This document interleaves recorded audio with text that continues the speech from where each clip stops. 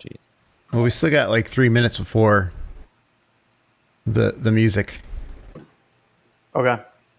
If you want to grab a drink, Ralph. I was going to invite Rob real quick. Oh yeah, you still got time. Yeah, and he might show up, might not. I'm not sure. Sounds good. Hey, I'm on air. I'll talk to you later. I need it for right now. When I'm done. Are we streaming? You can use your mouse for your homework. We are streaming. Are we on YouTube streaming? We should be. Yeah, there's 8 people watching. Oh god. Oh. I got some chicken over there that's like half cooked inside its own container. It's not a good scene. I'm worried to eat any of it, but I'm sure it's fine. Yeah, maybe if you cook it longer, it would be better. Yeah, so I like set it out to thaw, but I set it out to thaw on top of the sous vide, and so now it like I looked underneath the container and it's starting to cook. I'm concerned. Wait, hold on. You're sous videing chicken? Is that what you just said? I'm gonna sous vide the chicken, but right now it's in the container just thawing out. Then I was gonna just put it in the sous vide, but I left it over there too long and it actually started to cook on top of the sous vide, not actually in the sous vide. I have not tried chicken. What's the world the coming sous to? vide chicken. Sous vide chicken's amazing. That's not weird at all. No, that's normal. No, It's boiled chicken, actually. It's boiled in the bag. That makes it fresher. we can get into Bag semantics boiled here. chicken. But right now it's cooking in its own original container. I don't know. Its own original container. I got it. Yeah. No, actually, sous vide steaks are amazing. They're Sous vide amazing. steaks are amazing. They really are. Yeah, it's totally worth it. If you don't have a sous vide and you haven't tried this, then definitely should. But whenever you tell people about it, always say, "Oh yes, we're going to boil steaks tonight," and they will definitely think it's going to be delicious. Every time. We're going to boil steaks in plastic bags. How's that sound? Yeah. I mean, like, think about it. Everyone's like, I don't know. Can we do this on the grill, please? No. Like, once I get it out of this boiled bag, then we're going to put it on the grill to sear it. It's a French method that makes it much better. It means water bath. Yes. Precision cooking. It's precise. We What should can I probably say? do the news. What? I thought we were just here to joke around.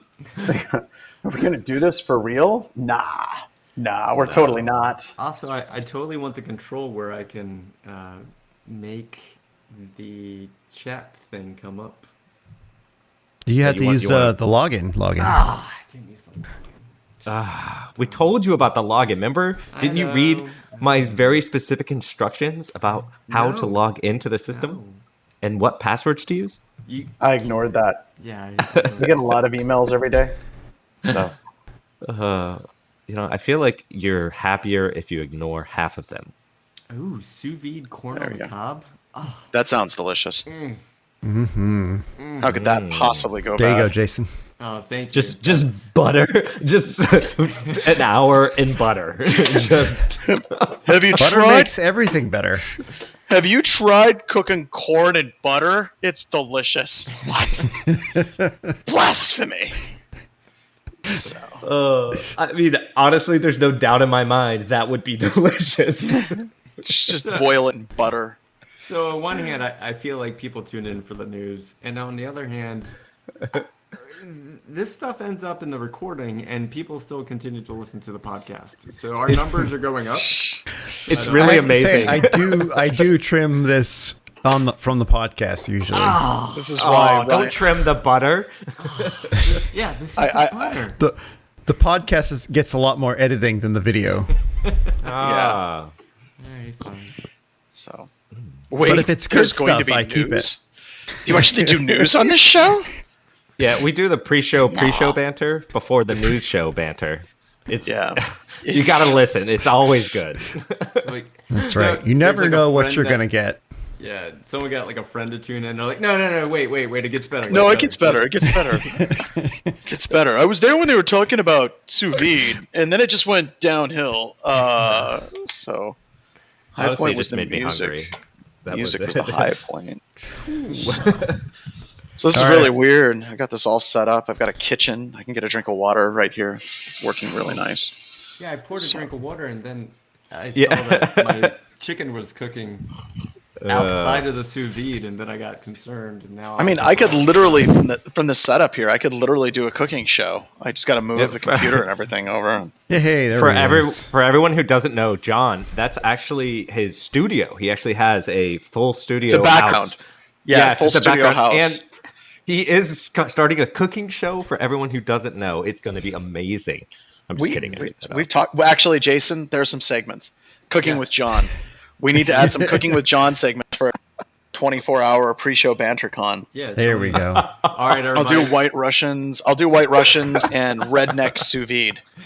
I'm already very excited about every bit of this. So I got people all the time. They're like, "Well, sous vide, you got to get it at 130 degrees and you got to hold it there." It's like 130 degrees is literally the temperature that most people. You can turn up your hot water heater; it'll come out at like 120, 130. So you can just basically make it so your sink drains slowly and just keep like putting in hot water from your hot water heater. It's free sous vide. So there you go. You're welcome. Yep. And let's hack in your kitchen with John. Yeah, there we go. Dale Hobbs, just to let you know, we're live, even though we're talking about these things right now. We are live, so just in case. And Alex just said pre-show BanterCon. Yes, a 24-hour pre-show BanterCon. Essentially, it's going to be, what do we call it? Jumping the shark? It's jumping the arc for BHIS. Yes. Yeah. I'm gonna wear a leather jacket, and it's gonna be water skiing over the shark. Why don't we get Marcello back in here? Marcello is just listening. He knows how to, doesn't he? Can we get Marcello a link to come and join us, please? Yeah. Isn't he still in the thing there? He does not get access to that channel, so I'm going to click on it and get Marcello special access to that. We channel, totally need to get Marcello back in here because I miss him horribly. So. Yeah, all right. To that place that we don't mention. The back. By the way, I'm still waiting for my box to show up in my house, Marcello. Plan to infiltrate his employer. Yeah, I love how we don't know what's in the box, just like all the podcasts. What's in the box, John? What's in the box? When he's finishing telling his story and nobody knows what the context was, that's okay. So Marcello. Yeah, exactly. Marcello, you have access to the news prep in Discord, and so if you want to jump onto that link that Ryan has in there to join the newscast, feel free to do so. Or if you're just driving or doing any other thing in life, you know what? Stop what you're doing and come on in. Guys, I'm literally driving right now. Yeah. Cool. Are we ready to kick this off? Sure. I'm going to hit the video. Oh, you never...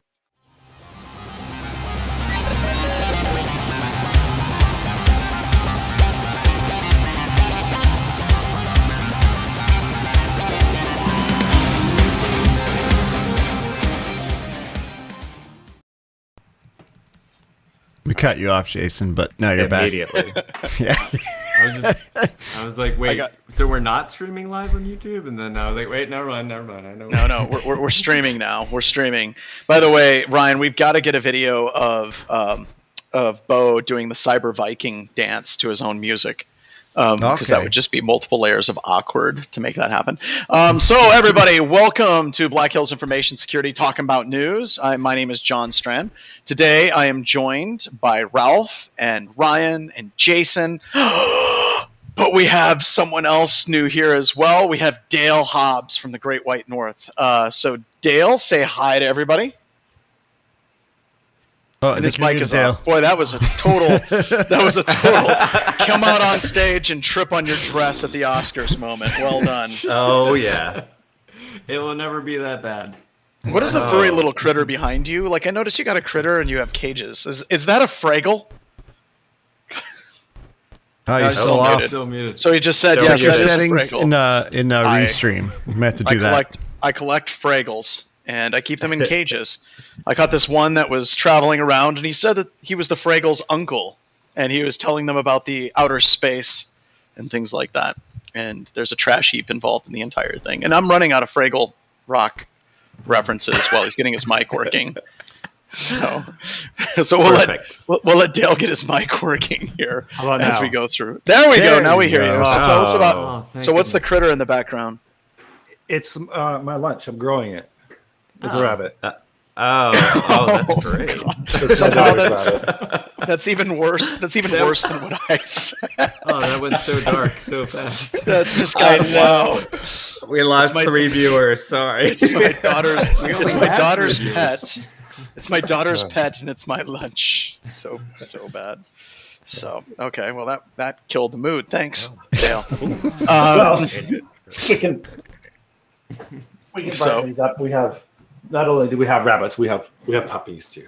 Oh, puppies. You're not gonna eat that, are you? I just want to No, no, no. clarify because that's adorable. Oh, yeah. It's an Australian Shepherd. He is, yes. Very nice.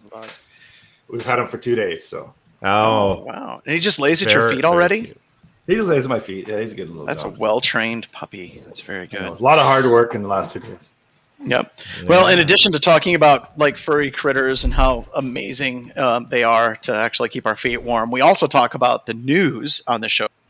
Ideally, when we do this. So, what's our first news story? Hey, I know Ralph did all the hard work and actually picking 3 news stories. So let's let him kick it off. Well, let me first start and say that I did not find all of them. Our great little news team that posts all the links actually helped with this. But let's go ahead and let's start it off, right? So this is the one that you wanted to talk about, John, and it's the FBI. Yeah, they are doing remotely hacking hundreds of computers to protect them from other hackers. Yes. So, anyways, for everyone who doesn't know, this I believe is the exploit with Exchange, right? Yeah. So Microsoft Exchange customers, they are getting targeted by the FBI. If you're vulnerable, they will hack you to protect you. What do you guys think about this? It's amazing, right? All they wanted was a thank you, but now they're getting all this press. So yeah, that's all they wanted. I mean, it's like they're trying too hard to get the likes, man. Too hard for the Instagram likes. So let me prop up the bigger question here, though, right? So we've talked about this before, and okay, so the FBI doing it kind of changes the perspective, but the big question is, should you exploit a vulnerability on a, not authorized to in turn patch or fix that vulnerability for the greater good of that organization? Wait, technically they weren't exploiting the vulnerability. What they were doing is they were taking advantage of the web shell to access the systems to remove the web shell. So a little bit different, but that clarification is important. So all right. John, is this like the thing where you talked about releasing malware into your environment to see if it can find the other malware in the environment? It can be. I just realized in our live stream with Restream, we're going to need something that says John monologuing as like a warning banner, just so people know. We can be like, Ryan, cue the banner. All right. So a little bit of background on this. It's kind of interesting. Whenever I was on the SC Media, they had a big thing last week, and I was on there. And they were talking to me about this. It was interesting because when you're reading the news stories and you're looking at the quotes, one of the things that people say is, this is unprecedented. I believe they did this. And then people associate with like, we took the unprecedented step. And one of the advantages that I have in this industry right now over a lot of people is that I'm old. And I've been around a long time. This is not new. I know a lot of people are trying to spin this as some kind of like amazingly new idea and concept in information security, and it's not. If you want an example, look at the United States versus Wolodeck. So what happened in that is a judge issued an ex parte injunction against the Wolodeck bot herders back in 2010 and basically said that the United States government could take means to degrade the botnet. And an ex parte injunction means that you're filing an injunction against parties that you do not expect to be present. So like if you're a bot herder and there's a judge in a case and a ruling, you don't expect the bot herders to show up and basically say, you can do this or you can't do this, or fighting it in court. So what happened is the United States Marshals, working in conjunction with Microsoft, went through and took over some of the DNS servers associated with the botnet, and then also took quote unquote other technical measures to degrade the botnet. Now, what exactly would be a legal international precedent for doing this? As my son is getting milk. I don't know. He just showed up. This is awesome.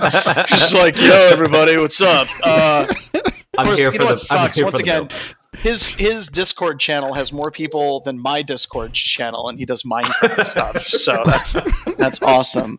That's great. There he goes.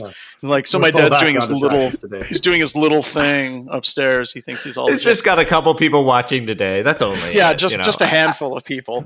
So I got to shut the door here and lock it. So you have the United States. Sure. I was that? just gonna say, I'm not sure why you let your kid in your studio, but whatever. Well, it's technically now my kitchen and living room as well. So no, I'm just all kidding. right. See, John grows his own food too. Right, exactly.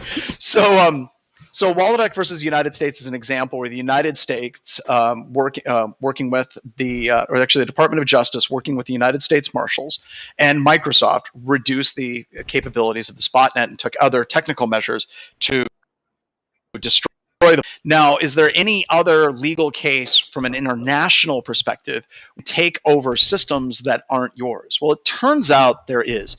There's actually some conversation that's brewing in the international community in various organizations like CIPRI, where they're trying to use international maritime law, where you can apply international maritime law to computer systems that are taken over, possibly. So conversations that are happening. An example would be if you're out on the seas sailing like a captain, you got a boat with your flippy floppies. One of the things that you should know is that there's only two groups that you can open fire on without an open declared act of war. One of them is slave traders, and the second one is pirates. So if you're looking at a piracy example, if a pirate takes over a boat, that boat is owned and was purchased by someone else. And if you sink the pirate ship, you cannot be held liable to the damage that you did to that boat that was in possession of pirates. So that's a really long kind of monologue type thing, but hopefully that sets some background and some context associated with Wolodeck and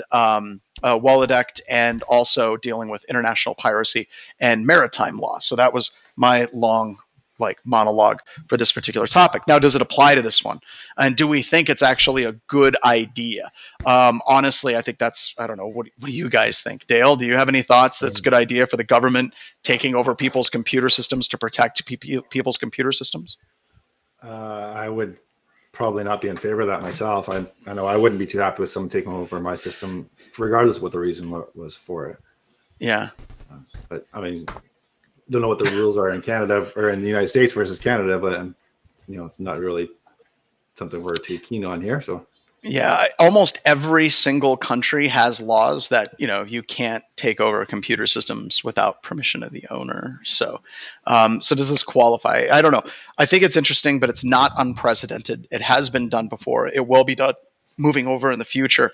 But my concern is how far does the slippery slope actually go? And it's not just the United States. Do we have any other countries out there that are like, well, I want to hire hackers to take over computer systems of political dissidents in my country? And where does that actually end as well? So what about physical security? If you see somebody that has a gate that's, I don't know, got a bad lock on it, are you able to go put a better lock on it? Or can you go into someone's bank and say I see your safe isn't very good here, let me fix it for you? Is that you absolutely can, but that usually means they call police on you, because that never goes well, ever under any circumstance. Of course, we got some people. Sam Acker said eye patches are the new hacker hoodie. I like that. That's a good idea. It's kind of like the Trusted Sec logo.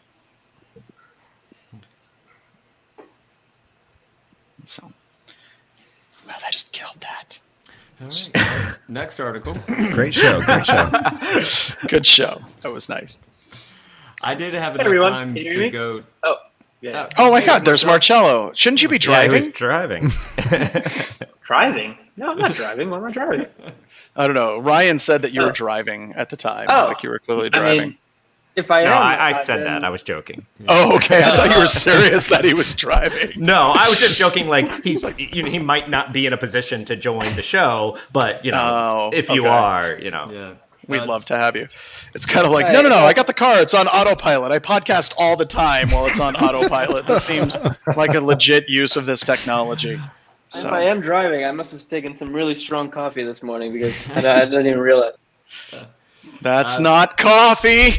All right. All right. So Marcella, check your mic to make sure it's the right one. And two, once John started monologuing, I had time to go prepare all my chicken for sous vide with different toppings and marinades and everything, and got back just as he was wrapping up. There you go. That was perfect timing. It was a sous vide. It was a sous vide dinner monologue. So I could tell this is going to go. We do the 24-hour pre-show banter. It's like up. John's got a soapbox. Like calls his daughter over. When he stops talking, wake me up. Is it going to be it? No. It's going to be like an hour and a half. I get this nap done. You know what I really want to get for that instructor thing? That never-ending pre-show banter would be like just dartboard to throw at targets when stuff happens. For example, when war stories start, or whenever, or other examples when you have to drink during the show because they start going back into something else that they've already talked about 14 times. It's like, did Jason turn this into an 8-hour live stream about job hunting? Yes. If they talk about job hunting, you got to throw a dart. Yeah, perfect. I mean, I don't know. There could be tons of that, right? Yeah. All right. All right. Well, that's there. That's next article. There's one. Next article. Alrighty. Oh, I think this is a good transition, actually. Oh, yeah. Okay. So before we start this one, not to get political, why are they arresting Tosh.0 like Daniel Tosh in that picture? Did he finally cross the line? So ransomware is still a thing, but outside of ransomware, who is conducting these ransomware activities is really the topic of this article. And more importantly, where they live is really something that we should be considering. So in the article, they are referencing the fact that Russia is harboring or pretty much no enforcement for anybody who launches attacks or ransomware, as long as it's not on Russia companies. So that's great. But so Russia doesn't care if you're a ransomware operator in Russia, and everyone knows it. So a lot of operations are going there, and when they get found who they are, they live in Russia, so there's nothing they can do. So Russia's like safe harbor for ransomware. Isn't this something we've known for a long time? Like, I remember the video like 10 years ago or so, where there was a guy that was like, yeah, you come here, you work with me, and I'll give you tools to do a number of different cyber attacks, and then I'll basically walk you through the attorneys that, and how much it's going to cost if you get caught in Russia. And this is my car, that's my house. Like, this has been kind of like, we've known this for a while, right? I mean, it's kind of like we're now saying the quiet part out loud, and I think that that's refreshing. So thank you, Russia. I mean, but should they? Like, or, I mean, what are we going to do? First of all, because, there's not a whole lot of enforcement here. And there hasn't been for, like what you've said, for a very long time. Okay. Especially from a cyber standpoint. I mean, that's where the LinkedIn hacker was as well. And it took us 5 years to finally catch him. In Prague is the only way we got him, because he was on vacation. So, I mean, the secret for being a Russian hacker is don't leave Russia. That's like the first rule about being a Russian hacker. Yeah, don't leave Russia. Once you're there, you're there. Just ask Edward Snowden, right? I'm sure. What would he know about it? He's like, this won't be bad for me. Like, I won't be in Russia for the rest of my. Oh crap! Yes, you are. I saw an interview with him recently where he was like, "Yeah, learning Russian is really hard." I'm like, probably should have thought of that crap before you decided to go to Russia. Like, so, but no, I think it's somewhat. I do think it's somewhat liberating whenever there's a little bit of honesty. Like, because then everybody knows, right? Like, we can get mad, you can bend out of shape of it, but I absolutely hate the theater of, it's like, Russia's quit hacking our stuff. Oh, we're not hacking you. No, that must have been Ukraine. It was Ukraine. That's right. No, let's just get it out on the open. And I hope the United States does this too. Like, you're like, well, we're going to use the NSA and we're going to start doing these things. Let's just be honest. Honesty is the best way to go about this, rather than us all knowing what's really going on, and we basically just tiptoe around it. So here's what I hope: a few years from now, there's a cybersecurity company in Russia that has a news thing that they're doing, and they're like talking about what the NSA did, and the fact that the Kremlin just went in and like captured all these web shells and fixed all these computer systems, and we're just sitting there like, wow, these guys. Like, yeah. I mean, okay. So, but that actually gets to a point, right? we talk about what Russia's doing many times, and people are like, oh my gosh, that's horrible. The Russians are. And we just got done talking about this news story where the United States is working with Microsoft to hack into a bunch of computer systems through web shells to remove it. Now, I know people are like, well, no, we're doing it for all the right reasons, right? But still, you're gaining unauthorized access to systems without people's permission at the end of the day. Now, I know there's ransomware and there's, of course, some level of gradient. But as far as, taking over systems and possibly causing damage, that's kind of a bit scary. It really is. Yeah, and I think in the article, too, they're kind of talking about the fact that it's not just the Russian state sponsored. It's also just anybody who lives in Russia, if they want to be in a cyber criminal organization, it's a good place to hang out, right? It's like the state where you can not get in trouble.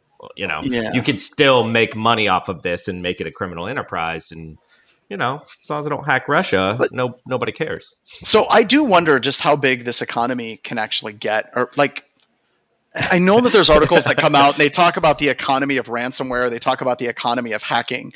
At what point does Russia look at this and be like, there's almost as much money in this as there is like in oil and gas, and they can keep throwing sanctions up on oil and gas. But when it comes to cyber attacks, there's a lot of money in this stuff. Like it literally could be a significant portion of a country's economy for sure. That's their number one GDP item. It's like, are we talking about North Korea now? Absolutely North Korea.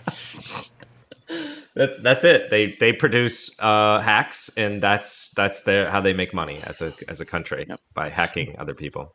And Blake just pointed out, said often malware will check for Russian language pack and see if it's installed, and stand down if not in place. And actually, I believe the United States, some malware that has been generally attributed to the United States, did something very similar. It didn't fire unless Arabic was the language pack on it. I think it was Flame. I'm not exactly sure. But I do think it was Flame. It was some malware that did something similar as well. All my Windows computers have all language packs installed. All the time, right? All the time. Just set them up. You can install all of them and still use English. Just a heads up in case anyone's wondering. That's an option. Just be a lot of language packs. Why do I have Swahili on this damn thing? Well, so. You never know. You never know. But no, like I said, a couple I could avoid. Like I said, I love the honesty. That's just what we need. It makes everything so much easier at the end of the day. So, but I wonder how many like hackers in Europe and stuff are like, well, it seems like Russia is the place you ought to be, and it's like, all of a sudden they pile up all their possessions and cue the Beverly Hillbillies theme, and off they go. So, well, that's what it is. Yep. It's what it is. You just wrote a really cool short story. It should be a series. Like, it's the next Mr. Robot. When they load up all their stuff, it'd be like a mix-up of Borat, the Beverly Hillbillies, and Mr. Robot. Take those three things together, turn it into a series, and that's where you're at. Although it might actually be Tiger Team coming back. It may be the same thing. Sorry. We'll add it to the zine. There you go. Actually, there you go. There's one reoccurring comic. We gotta do that in the zine that's coming out. Oh, by the way, everybody, we're coming out with the zine. All right. So, what other story do we got?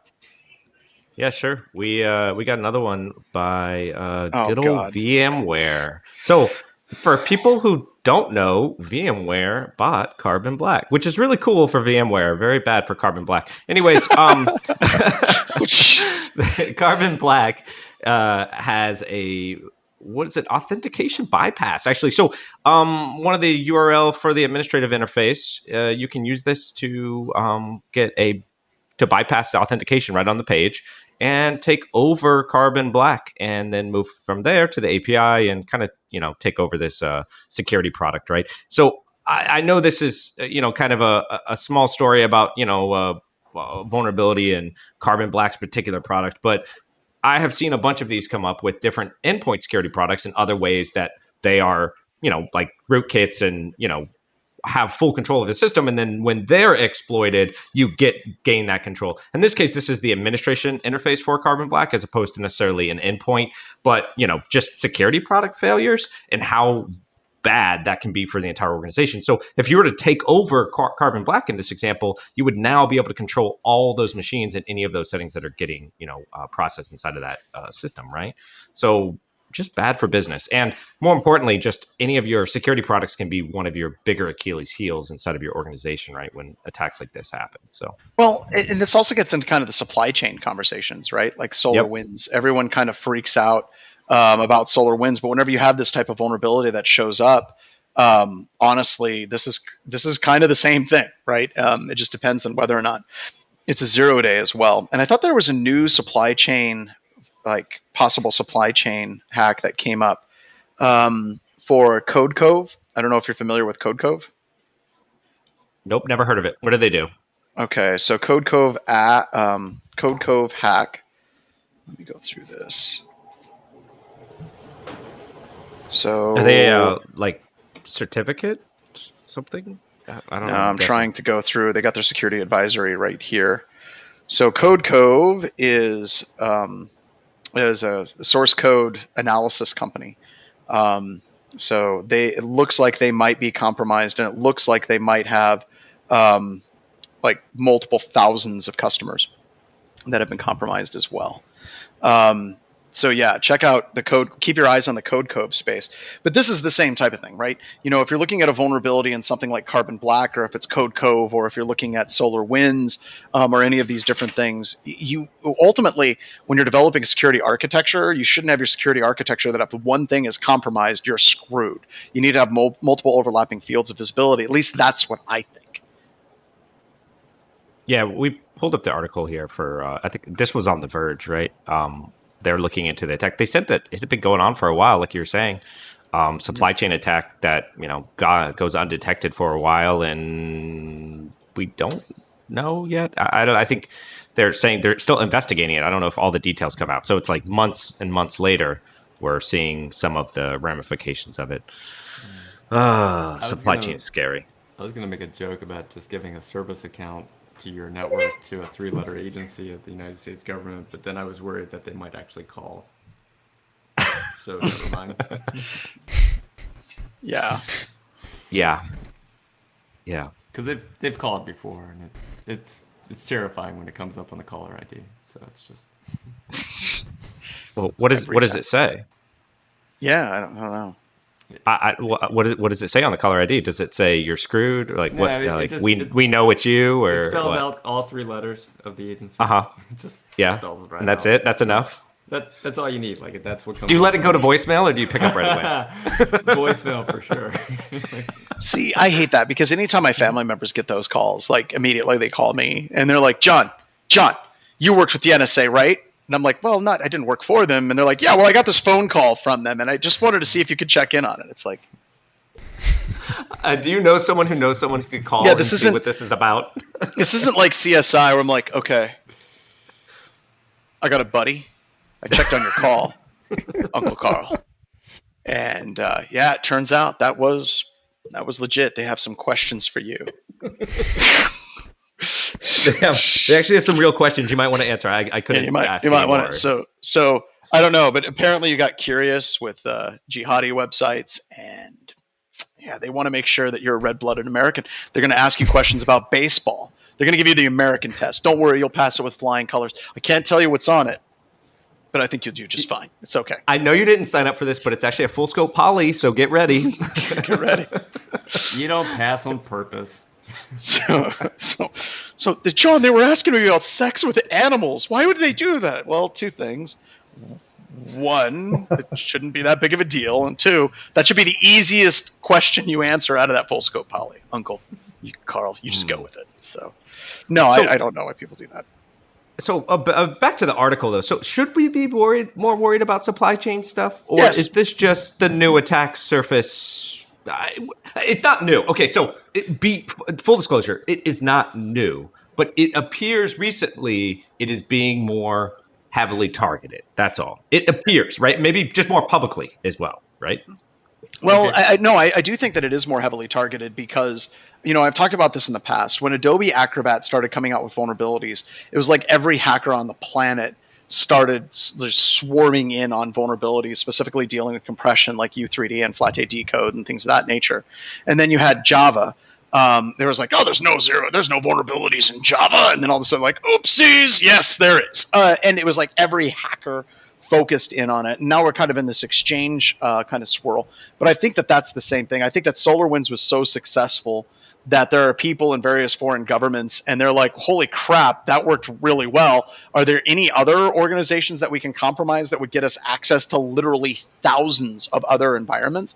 So I think it's going to be like this for a while, because I do believe that this has always been a target, but because it was in the news, and there's clearly somebody opening up a newspaper in Russia, and they're like, well, this worked.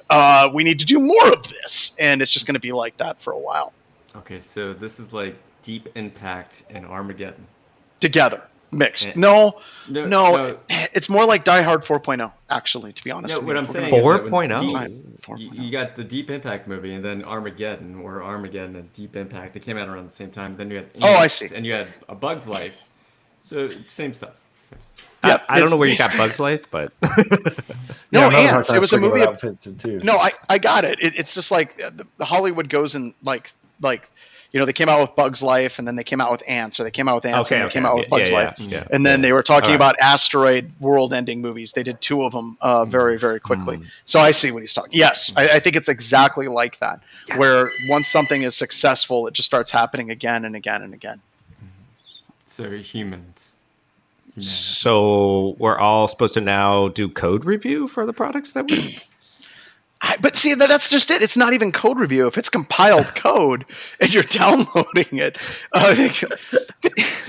oh my God, yeah. I'm just asking the dumb question, all right? That opens up all kinds of nightmares, because you can totally see managers at companies being like, "We're not going to download any code into this environment unless my team has assessed it first." And like everybody's like, "Oh, we know you're an idiot because you just said that out loud to everybody." I think we talked about this too, right? As soon as the SolarWinds breach kind of came out, we were like, well, what do you do? And it was kind of like, I don't know what we can do. I mean, we're definitely not going to be reviewing all the code. I mean, I don't have time for that. Eventually, I got to trust somebody. And then everyone's like, well, I'm only going to run the most trusted code that I've personally reviewed. It's like, how can you be that good at all those different products, right? Why can't we take the file that we expect it to be, put it on a USB, and then take the new file and then see if they weigh the same? You know what? Hold on. We could use blockchain technology to make sure to weigh the malware. It's brilliant.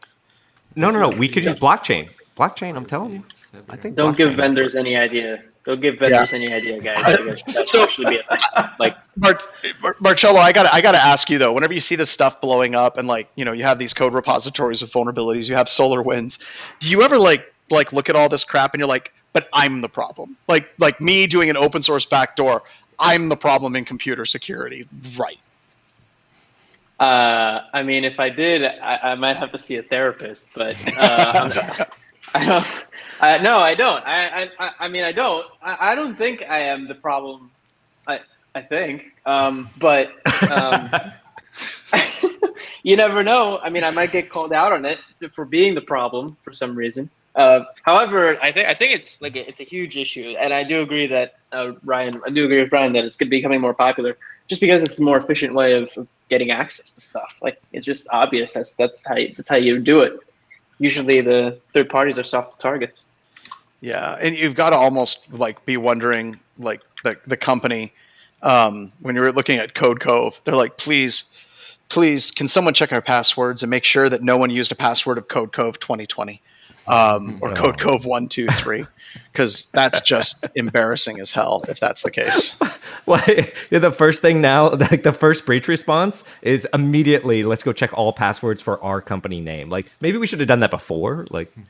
Yeah, but you know, if you don't, somebody's going to do it for you, and they're going to post a blog post about it, in very short order. It's like as soon as this hits, there's people immediately doing password sprays against the company, just to double check for you. I'm telling you though, that is the playbook now. As soon as you get compromised, is to go to make sure there's no company name number. That's the first play, because you know what? Here's my opinion. Maybe we should do that first, right? Yeah, that might not be a bad idea.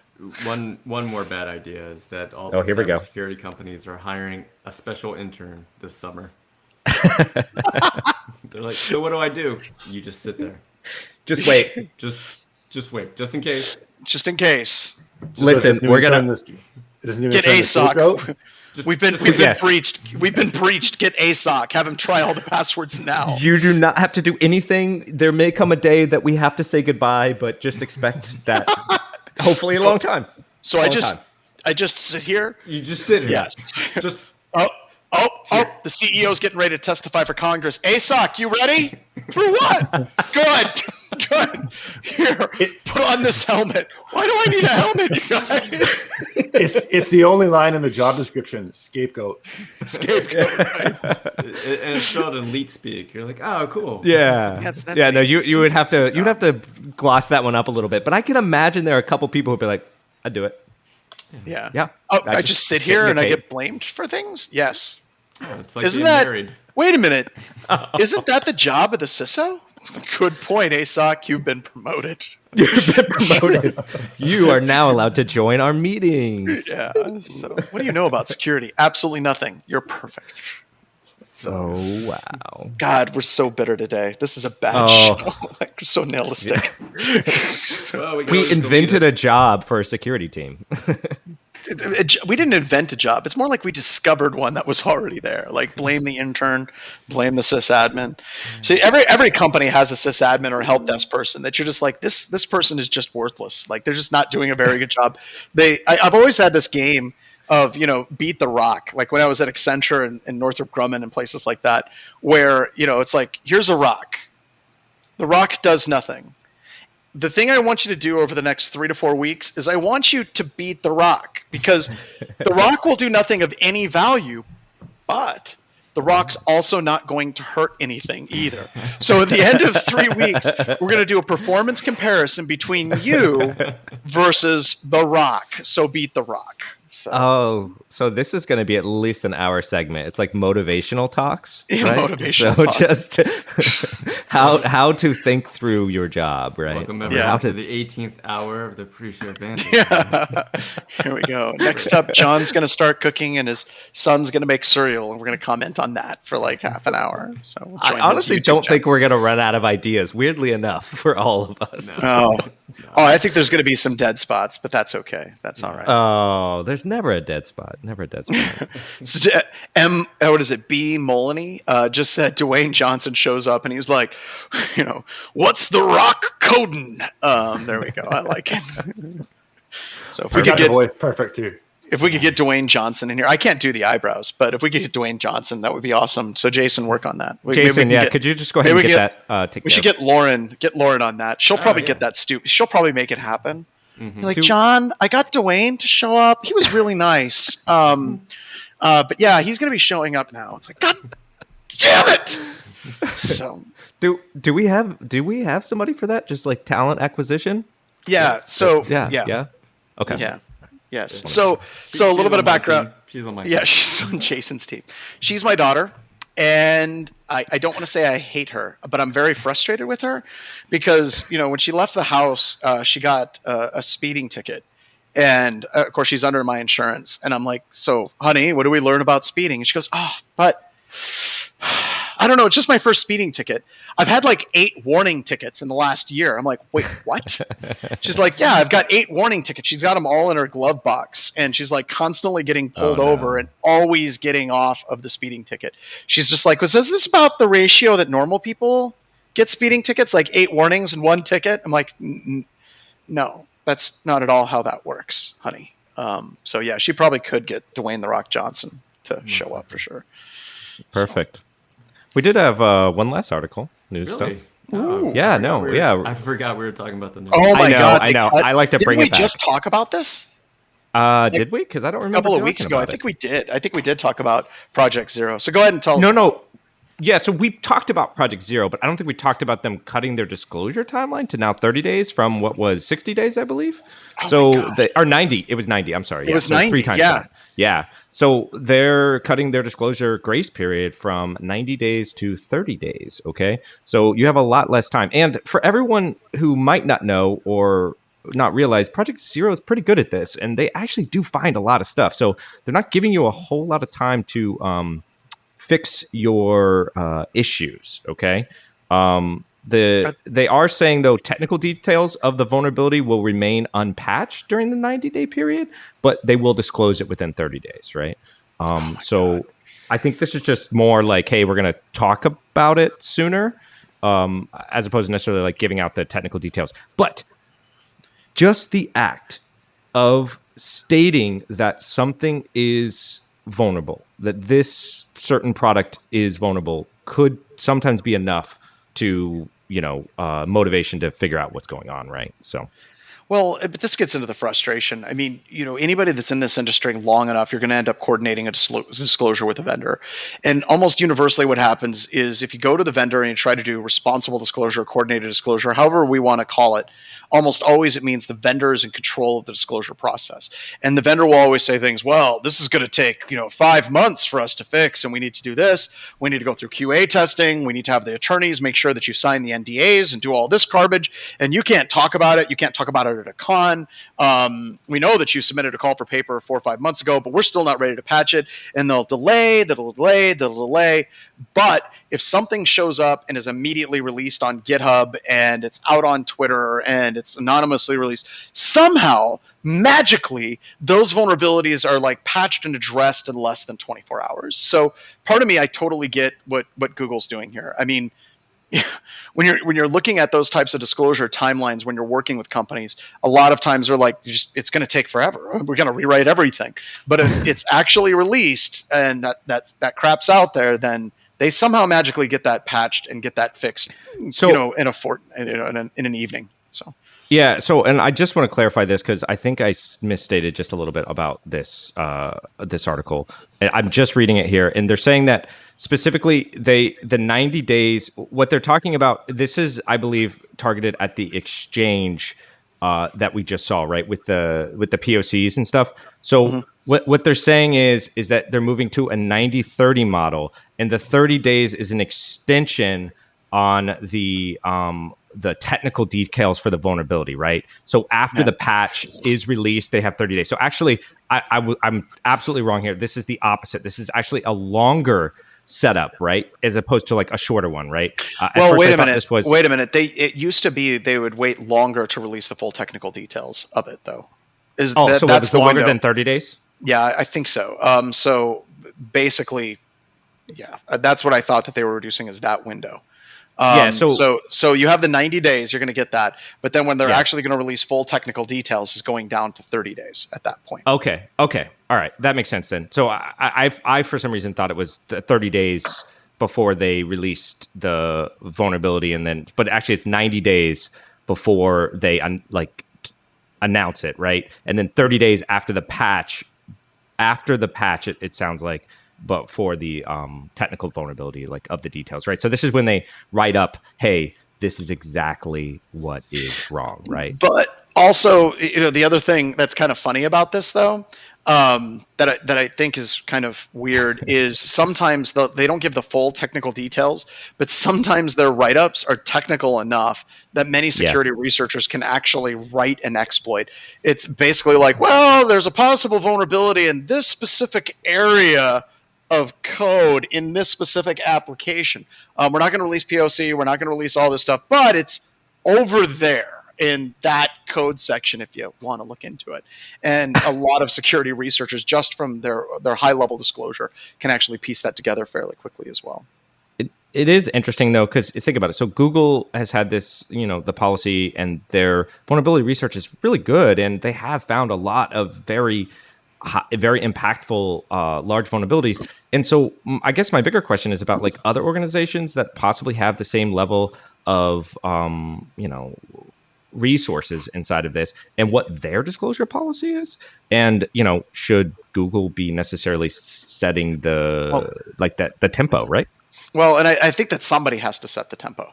Sure. And I'm glad that Google is. And the other thing that I think people have got to keep in mind is that Google is keeping the 7-day release if it starts being actively exploited.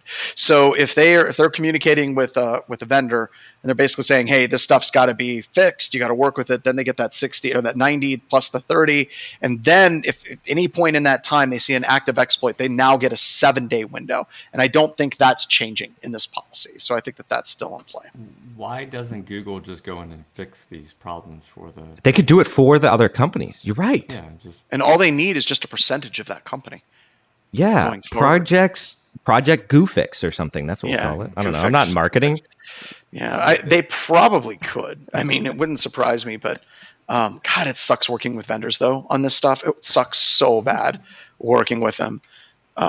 you can just see like years and years and years of history just coming out in your face right now as you try to say those words. Thanks. And you said you were old. I would like to think that you're experienced. Okay, Right. That's what a I little tell marketing myself touch every for morning. you there. Yeah, there we go. I'm sticking with old because I want to be Jack Daniels. Like he's my spirit creature. Like as my beard grows and my hair goes away or gets white, hopefully, that's where I want to be. I want to become that really jaded old guy that speaks absolute truth that no one wants to hear, and they're like, "But that guy's old, but he's right a lot." So that's kind of what I'm hoping happens. But so it always is interesting to me, like whenever you're at conferences, I don't have a lot of people say this crap to me, but it seems to be a thing where they're like, well, how many CVEs do you have? And it's just like, Has someone actually said that to you? Never to me personally, but apparently okay. that's like a thing that's in the industry. Like when you're trying to get a job in security, they're like, well, how many CVEs have you published? And if I talk to somebody and they're basically like, well, I've had about 7 CVEs, I'm like, I feel so bad for you. Here, let me buy you a beer. That's not something you should be proud of, son. I did you've been have through a one lot. guy. I did have one guy apply for a job, and he was really hell bent on making sure I knew that he had published a CVE. He was really proud of that. I just don't know why. I think you and I talked about this, Dale, in the past. I think that's something you got to hang your hat on, right? But it's like, okay, so weird story. So a long time ago, I was at DEF CON, and I was talking to Popcorn. I think it was Atlas of Doom, and I can't remember who else. Might have been Visigoth, but they had won multiple different black badges at DEF CON. And for the record, I have none. I've never competed because I would suck. And this one person came up, and it was right in the middle of, I think, the Java vulnerability craze that we had been talking about earlier, and just kind of butted in and was like, so guys, I want you to know I got a 0-day for Java. And I remember one of them, it was either Visigoth or it was Atlas, looked at him and basically said, who doesn't? And I was like, oh, ouch. Howie. And I was like, me, I'm the only one in this group that doesn't have one. That's who I am. Did you raise your hand? You're like, I actually did. I said me. Okay. I've got 0 of them. So, but no, it's just these sad metrics and gatekeeping that we set up for ourselves, I suppose. I like this. A new idea for a 1-hour webinar from Blake says, working with vendors on responsible disclosure. It's a really easy webcast, Blake. It would literally be one slide and it would just say, don't. What you do. Okay, so what you do in the industry, and if you're going to start a pen testing company, this is what you do. Any vulnerabilities that you discover, don't ever work with the vendor. And the reason why is the vendor's going to take hours, if not weeks, of your time from your company working with them to try to get this vulnerability coming up with like a patch, additional details. You're going to put hours and hours and hours into it, and you're not going to get a freaking dime, and then you'll be lucky if it ever gets patched or updated. What you do is you hand it off to your customer and you tell them to coordinate with the vendor. Now, what usually happens is they fix things a lot quicker. We had a customer that was a bank, and they came up with this vulnerability in a firewall. We came up with this vulnerability in this firewall vendor, and we aren't going to talk to the vendor because screw that. I don't like burning my money in that way. I burn my money in other ways. But so what the vendor did is went to one of the ISACs for threat intel sharing groups and basically publicly went out and said, hey, this particular firewall has this vulnerability. You can bypass it by doing these things. And that was fixed probably within 24 hours. So that's one of the best ways to actually do disclosure. Let your customers do it for you because vendors will listen to their customers, not pen testers. Blake's writing this down. So there you go. So. All right, so definitely don't do that. Yeah.